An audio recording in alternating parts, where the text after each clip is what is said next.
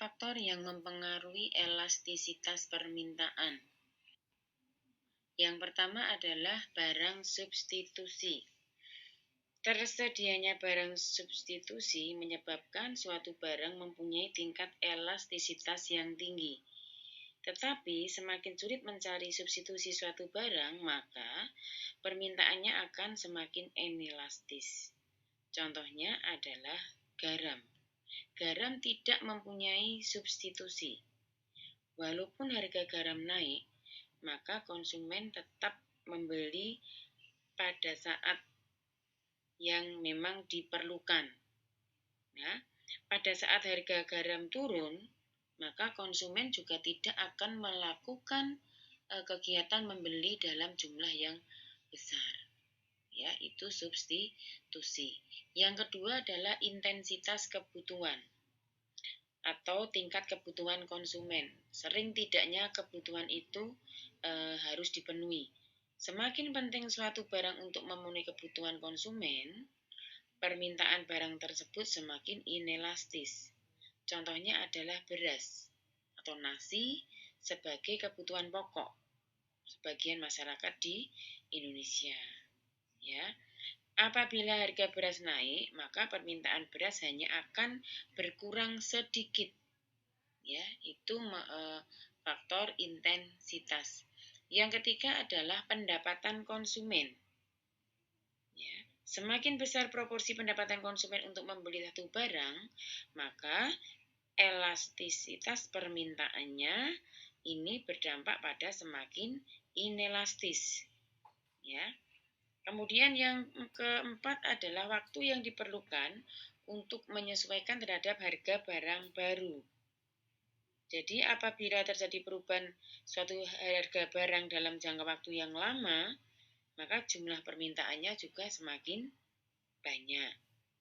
Ya, jadi jika ada perubahan suatu barang dalam jumlah yang lama, artinya harga itu tidak akan mengalami perubahan dalam waktu yang dekat.